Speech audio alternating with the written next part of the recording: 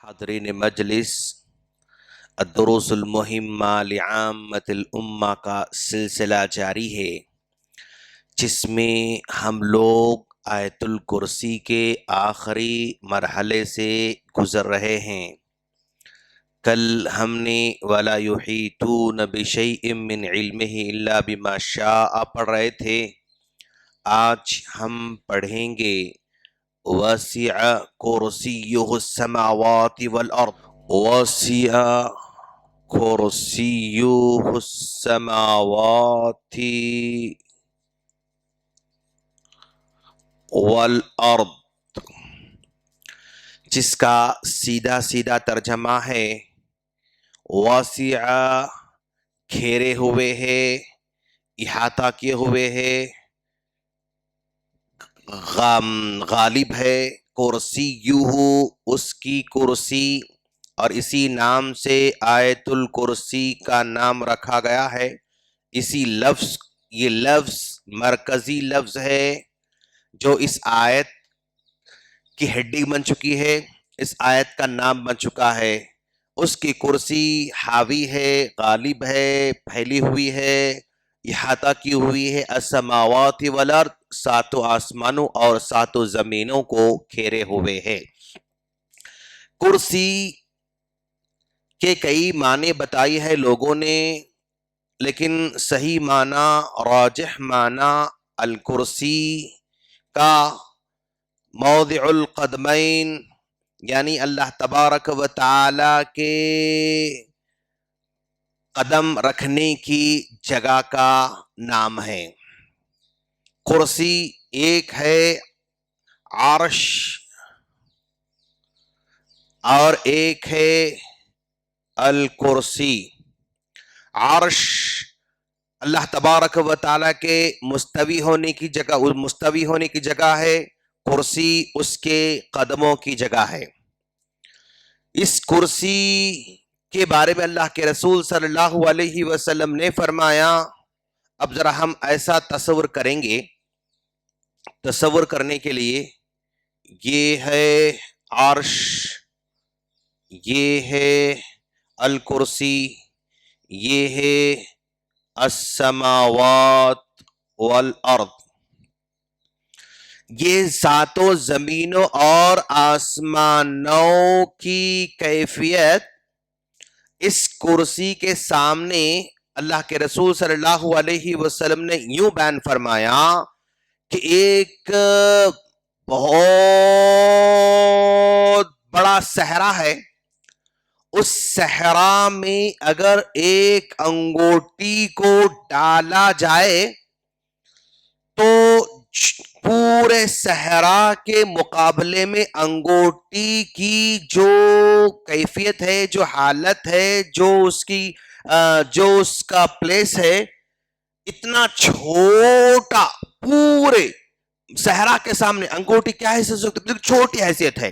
تو کرسی کے مقابلے میں زمین و آسمان کی وہی حیثیت ہے جو بڑے چٹیل میدان کے مقابلے میں چھوٹی انگوٹھی کی ہوا کرتی ہے۔ کیفیت کو سمجھا جا رہا ہے، مثال کے ذریعے سمجھانے کی کوشش کی جا رہی ہے۔ بھائی کرسی بہت بڑی ہے تو کچھ جو ہے مثال نہیں چنگے، جب تک کسی سے تشبیہ نہیں دیں گے، جب تک کسی سے جو ہے اس کو کمپیر نہیں کریں گے، جلدی سمجھ میں نہیں آتا۔ تو لوگوں کو سمجھانے کے لیے مثال اللہ کے رسول صلی اللہ علیہ وسلم دی، ساتوں آسمانوں کی حیثیت کرسی کے مقابلے میں کیسی ہے؟ ایک بہت بڑے ریگستان کے مقابلے میں اگر ایک چھوٹی انگوٹھی ڈال دی جائے تو اس انگوٹھی کی جو حیثیت ہے اس صحرا کے مقابلے میں وہی حیثیت زمین و آسمان کی ہے کرسی کے مقابلے میں۔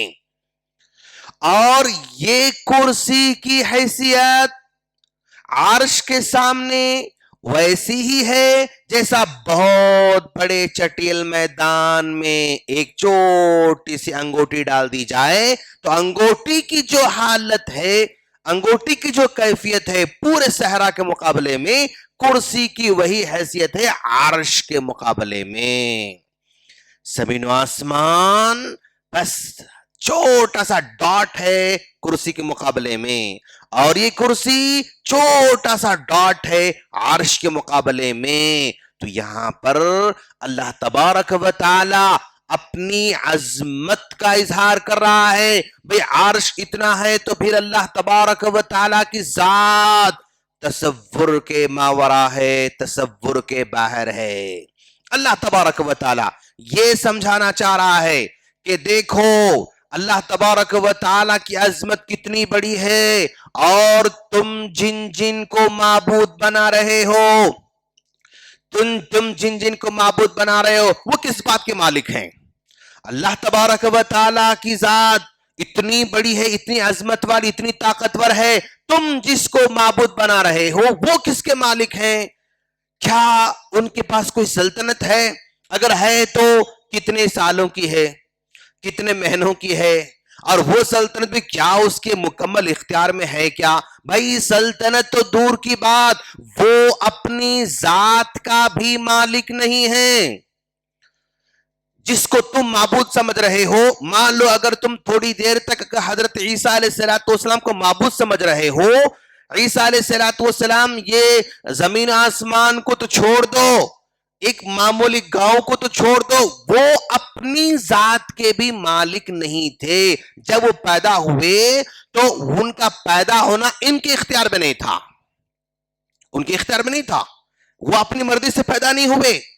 وہ جب پیدا ہوئے تو جس ماں سے پیدا ہوئے اس ماں کا اختیار انہوں نے نہیں کیا، بلکہ اللہ کی طرف سے ان کا اختیار ہے.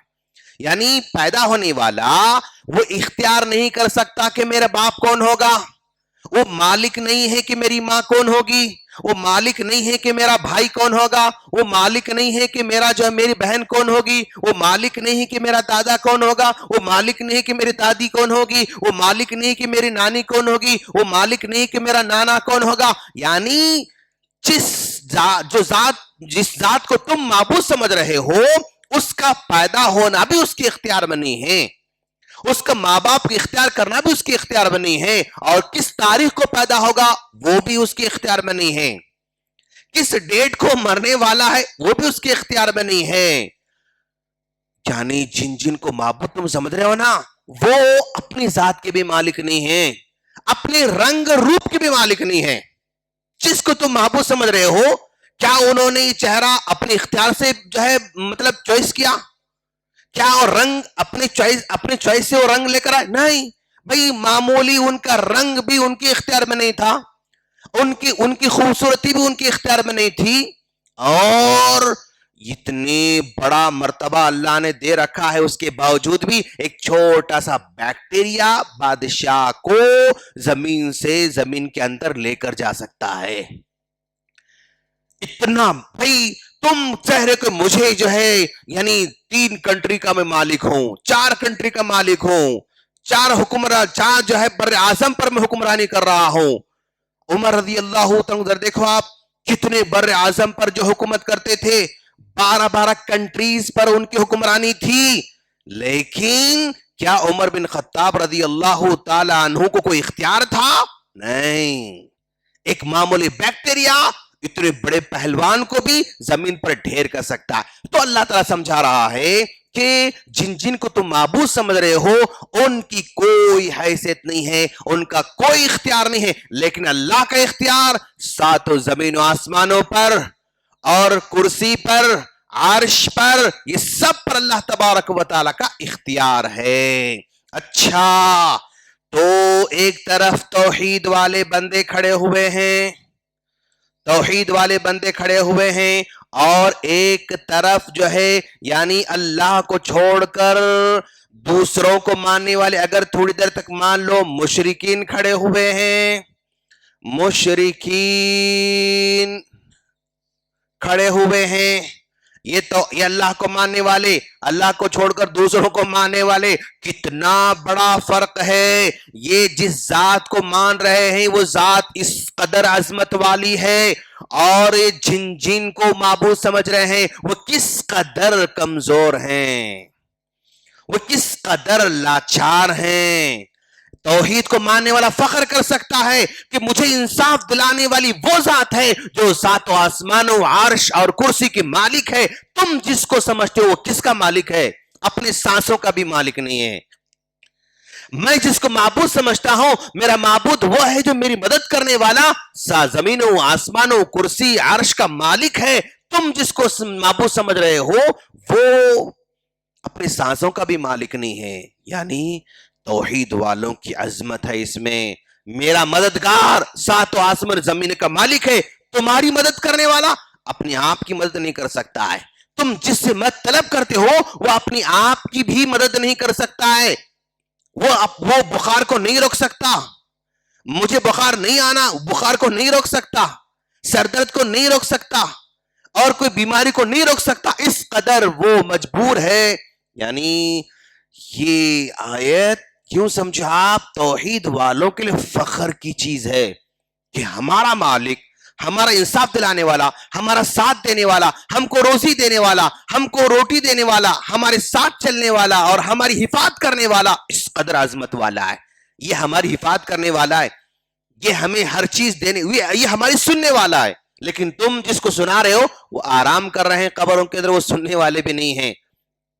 یعنی معبودان باطلا کا جب اس میں کمپیئر کیا جاتا ہے تو کسی بھی اینگل سے وہ مستحق نہیں بن سکتے ہیں. وسع کرسی السماوات والارض میں اللہ تبارک و تعالی یہ سمجھانا چاہتا ہے وہ باوذات اس قدر عظمت والی ہے.